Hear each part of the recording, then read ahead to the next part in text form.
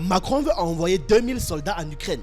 Officiellement, il dit que ce sont des instructeurs. Mais on sait tous comment est-ce que ça va finir. Pendant ce temps, la Russie rit et les États-Unis sont en train de s'effondrer avec leurs propres sanctions. Le prix du pétrole flambe, l'essence explose et l'Ukraine est même obligée d'acheter du pétrole russe. Bienvenue dans Penser le Monde et c'est le sujet que nous allons traiter aujourd'hui. Emmanuel Macron n'a visiblement pas renoncé à l'idée, au rêve de devenir un grand général de guerre. D'après les services de renseignement russes, le SVR, le président français est en train de préparer le déploiement d'un contingent de 2000 soldats en Ukraine pour venir épauler le gouvernement de Kiev. Le gros du bataillon serait formé de légionnaires étrangers, souvent venus d'Amérique latine, ces soldats made in France, qu'on envoie partout où ça chauffe se battre à la place des Français. Toujours selon Moscou, ces troupes seraient déjà en Pologne, à 2 pas de la frontière ukrainienne où elles s'entraînent sérieusement. Quel est le plan derrière? Les envoyer au cœur de l'Ukraine et ce dans les plus brefs délais. Et si la presse venait à flairer l'affaire et que la vérité était sur le point de sortir, Paris aurait déjà prévu l'excuse parfaite. En gros, la version officielle, comme ils ont l'habitude de dire.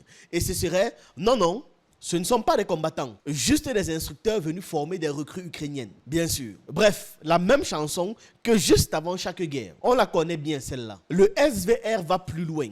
Pour eux, Macron serait obsédé par l'idée d'une intervention militaire. Il aurait très mal digéré ses échecs politiques et son impopularité à la maison, en France même. Et donc, il est en train de tenter désormais de se façonner ou de se refaire une image façon chef de guerre. Est-ce que ça va prendre? En clair, quand tout va mal à Paris, on envoie les soldats ailleurs pour pouvoir détourner l'attention. La réaction russe ne s'est pas fait attendre. Le porte-parole du Kremlin, Dmitri Peskov, a qualifié la nouvelle d'inquiétante. Il a ajouté une remarque qu'il a faite sur le front.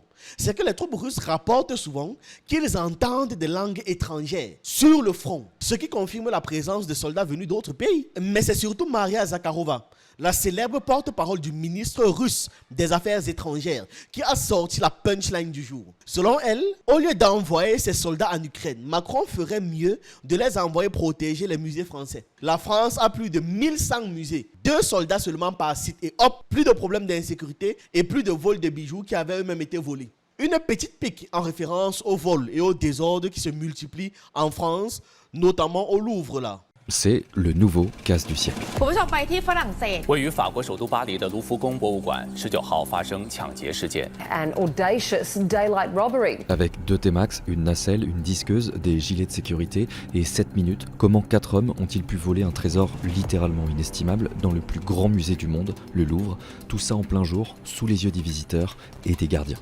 It was an extremely well-planned theft. It's appalling. It's a slap in the face of museums everywhere. Cette simple fenêtre est devenue extrêmement célèbre et va rester dans l'histoire de l'art. Selon plusieurs observateurs pertinents, la France ne serait plus dans la phase de préparation, mais bel et bien dans un passage à l'action, c'est-à-dire dans une implémentation. Les soldats français sont en train de s'entraîner déjà, au moment où vous suivez cette vidéo, à la guerre de haute intensité en Pologne. Ils sont prêts à franchir la frontière ukrainienne à tout moment. Le 23 octobre 2025, le chef d'état-major de l'armée de terre, le général Pierre Thiel, a confirmé devant la commission de défense nationale que la France se tenait prête à intervenir à tout moment. Le message il est clair. La France doit être prête à un choc dans 3 ou 4 ans face à la Russie. Autrement dit, Paris se prépare sérieusement à une confrontation directe. Thiel a même évoqué l'exercice militaire Orion 26 prévu pour 2026 qui doit tester les capacités d'action communes entre les forces françaises, les forces alliées et même les ministères civils français. L'année 2026 serait, selon eux, l'année de la coalition des volontaires. Un projet lancé avec l'appui de la présidente de la Commission européenne, Ursula von der Leyen, surnommée par certains l'Allemande aux commandes de l'Europe. La coalition des volontaires, créée en mars 2025 par le président tchèque, Petr Pavel, regroupe des pays européens prêts à soutenir militairement l'Ukraine. La France, le Royaume-Uni et quelques autres en sont les principaux piliers. Macron, lui, de son côté, parle d'une force de réassurance. Un joli mot pour désigner des groupes prêts à se déployer sur le sol ukrainien après un éventuel cessez-le-feu, histoire de maintenir la paix, entre guillemets. Ils veulent maintenir la paix armés jusqu'aux dents, bien évidemment. C'est la base. Selon le renseignement russe, cette force française serait essentiellement composée de légionnaires latino-américains, comme je le précisais, entraînés et déjà positionnés en Pologne. Le SVR ironise par rapport à ça. Ils ont dit « Macron a échoué en politique et dans la gestion de l'économie de son pays. Alors il veut désormais entrer dans l'histoire comme chef de guerre. » Mais peut-être qu'il va entrer dans l'histoire plus bizarrement encore si jamais il déclenche cette guerre. Pendant que les militaires s'entraînent, les hôpitaux français aussi se préparent. On a des centaines de lits supplémentaires qui seraient déjà installés pour pouvoir accueillir les soldats blessés. Rien que ça, le message il est clair. Les médecins sont même en train de suivre des formations spécialisées et des formations sur le terrain pour être prêts à intervenir en cas de guerre en Europe. L'ancienne ministre de la Santé et l'actuel ministre des Armées et des anciens combattants de France, Catherine Vautrin, aurait donc donné pour consigne de préparer les hôpitaux à un afflux massif de blessés. Un peu comme si en secret, tout le pays se mettait discrètement en mode guerre. Et si la presse s'en mêle, Paris a déjà un discours tout prêt à leur donner. Ce ne sont pas des soldats envoyés sur le combat, juste quelques formateurs en mission d'entraînement. Oui, bien sûr. On suppose aussi que les chars qui sont envoyés, c'est pour enseigner la paix, n'est-ce pas? Le 22 octobre, le général Fabien Madon, le chef d'état-major des armées, a tenu des propos pour le moins alarmistes devant les députés. Selon lui, la Russie pourrait être tentée de poursuivre la guerre en Europe. Il a ordonné à l'armée française de se préparer à un choc d'ici 3 ou 4 ans. Peut-être un choc plus violent que tout ce qu'ils ont connu jusque-là, étant donné la nature de la guerre moderne. Remarquez un truc. Ce discours entre dans la même logique que celui des généraux allemands qui prédisent une confrontation directe entre la Russie et l'OTAN avant 2029. Bref, l'Europe parle comme dans un vieux film de guerre, c'est-à-dire les Russes arrivent. L'ambassade de Russie en France a sèchement réagi aux propos du général Madon. Ils n'ont pas tardé. N'ont vraiment pas perdu le temps. Ils ont voulu être le plus prompt possible. Et c'est comme ça que dans un communiqué, elle a dénoncé une pure manœuvre de peur destinée à faire croire que Moscou prépare une invasion. La Russie n'a jamais eu et n'aura jamais l'intention d'attaquer la France ou un autre pays européen. Pas aujourd'hui, pas demain, pas dans 4 ans. Selon les diplomates russes, cette hystérie de la menace russe tombe étrangement, et il a noté quelque chose qu'il faut noter nous aussi. Ça tombe étrangement au moment où le Parlement français est en train de débattre du budget. Vous pensez que c'est un hasard? Et devinez quel budget augmente pendant qu'il y a les coupes, par exemple, sur les aides sociales. Oui, c'était facile, c'est le budget de la défense, évidemment. Pour Moscou donc, le général Madon ne fait que réclamer plus d'argent, pendant que les Français voient grimper les taxes sur les titres restaurants et les chèques de vacances. Autrement dit, on a un peuple d'un côté. Pendant que le peuple est en train de serrer la ceinture, les militaires serrent les boulons des chars. L'ambassade russe conclut avec sévérité. Cette spirale de dépenses militaires ne fait que prolonger la souffrance du peuple ukrainien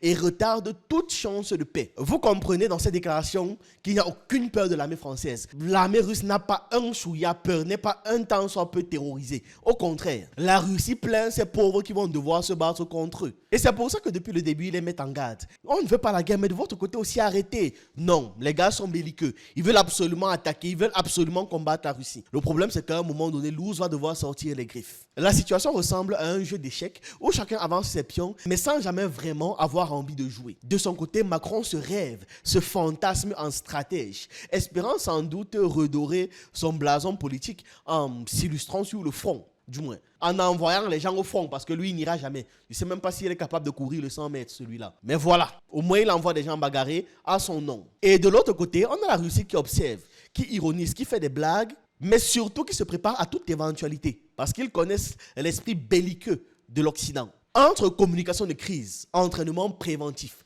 coalition des volontaires et musées à protéger, l'Europe avance à petits pas vers un conflit qu'elle prétend éviter dans les médias, mais qu'elle fait tout pour financer et alimenter. Et au milieu de tout ça, les peuples français, les peuples ukrainiens et les peuples russes, eux n'ont pas demandé à devenir les figurants d'un remake de 14-18. Mais pourtant, si la tendance continue, ça va seulement reprendre. Les choses ne s'arrêtent pas là parce que la guerre est un peu partout. Elle est militaire, mais elle est aussi économique. Vous connaissez l'affaire des dernières sanctions pétrolières de Washington contre la Russie? Eh bien, elles se sont retournées contre leurs auteurs comme un boomerang très bien lancé. Censé étouffer Moscou, les sanctions ont fini par faire tousser les États-Unis eux-mêmes. Même l'Ukraine, pourtant l'allié le plus fidèle de l'Occident, paye le prix. Le marché mondial du pétrole déjà instable n'avait pas besoin de ça, mais ils l'ont fait. En mettant une pression brutale sur les exportations russes, Washington a mis le feu à l'équilibre énergétique mondial. Résultat, on a le prix du pétrole et du carburant qui est en train de s'envoler. Et au lieu d'affaiblir la Russie, les sanctions renforcent plutôt son trésor public. Pendant ce temps, les automobilistes américains, eux de leur côté, voient les prix à la pompe à nouveau monter. Et on sait tous que là-bas, toucher à l'essence, c'est presque toucher à la religion. Et les États-Unis ne peuvent plus reconstituer leurs réserves stratégiques de pétrole à bon prix. Ils ne peuvent plus le faire. C'est déjà brûlé. Les raffineries tournent au ralenti. Les marges s'effondrent. Et certaines deviennent même carrément non rentables. Donc, on comprend là que ce qui devait être un coup de massue pour Moscou devient en fait une belle migraine pour l'économie de Washington. Et du côté de l'Ukraine qui validait les sanctions, qui demandait ça, ce n'est pas mieux. Parce que l'Ukraine entre dans une crise de carburant. Environ 15% du diesel ukrainien viennent désormais d'Inde. Et l'Inde achète son pétrole à la Russie. Ironie totale. C'est-à-dire les chars ukrainiens roulent parfois au gaz et au carburant russe. Sauf que parfois ce carburant est juste repeint à la sauce made in India.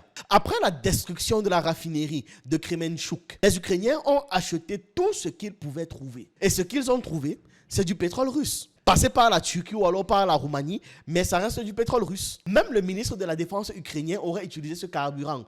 Donc vraiment, les mots... c'est pour vous, les leçons, c'est pour vous, pas pour eux. L'expert américain Amos Hochstein, il a publiquement reconnu que la pression de la Maison-Blanche sur le pétrole russe ne pouvait que se retourner contre la Maison-Blanche elle-même. Et c'est exactement ce qui s'est produit. Plus les sanctions s'intensifient, plus les prix montent et plus Moscou encaisse. Pendant que les citoyens américains et européens voient leurs factures exploser, le Kremlin lui sourit, puisque chaque hausse du baril fait grossir le budget russe. Ça fait grossir l'argent qui entre en Russie. Ce scénario, on l'a déjà vu. On l'a déjà vu sous Joe Biden. Les sanctions avaient eu le même effet pervers. Et maintenant, Donald Trump est revenu au pouvoir. L'histoire recommence. Différents présidents, même erreur, même résultat. Bravo les génies. Puisque la Russie vend toujours son pétrole, et ce sont toujours les autres qui payent le prix. Ils payent la note. Parce qu'ils n'ont pas d'autre choix. À force de vouloir punir Moscou, Washington finit par punir ses consommateurs, ses propres consommateurs. Et le marché mondial du pétrole, c'est comme un élastique en fait. Plus tu tires, plus il te revient fort à la figure. Et pendant que l'Occident moralise, l'Ukraine continue de rouler, littéralement, au diesel russe. Oui, ils utilisent le diesel russe dans leur voiture. En tout cas, je trouve que c'est une belle leçon d'économie globale. Parce que dans cette guerre de sanctions, celui que l'on voit affaibli, que l'on pense affaibli, est souvent celui qui s'en sort le mieux. Voilà, c'est ce que j'avais à partager avec vous dans cette vidéo. Dites-moi d'où vous regardez cette vidéo en commentaire. J'attends également vos avis, vos analyses et on se retrouve une prochaine fois.